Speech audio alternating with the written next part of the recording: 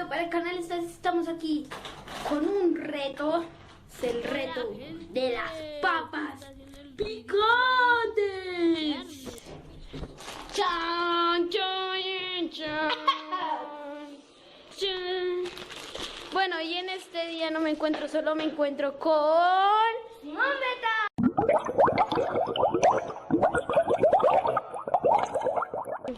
A darle. Esto va para los dos canales, para mí y para el de usted. Listo. Muy bien, y empezamos. Ay, me metí acá picante. La primera. La...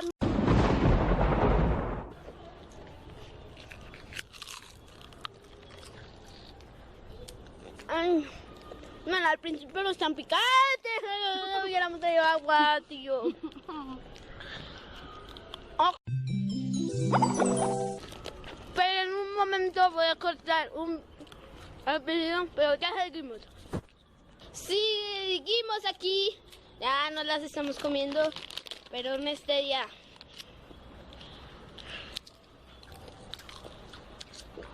Las papas picantes son famosas.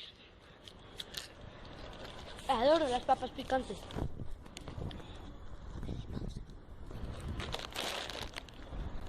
Recordarán. Es el mismísimo Cena Corta de Acción. Nuestro amigo Idiota. Albert. También maldito. Bueno, Mía. estamos haciendo el reto. Gracias. Del la chocolatina Jet. Estamos aquí, seguimos con el reto de las papas picantes. Luego nos comemos las Jets. Y nuestro amigo se va a unir.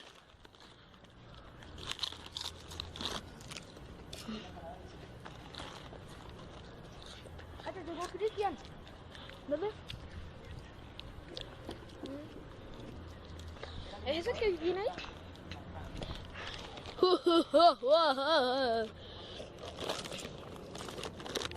¿Cuándo se la compraron?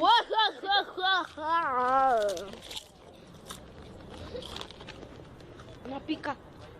Mejor. Bueno, seguimos acá con el reto. No están picando. Bueno, un poquito, pero más. Antes estamos con una carita.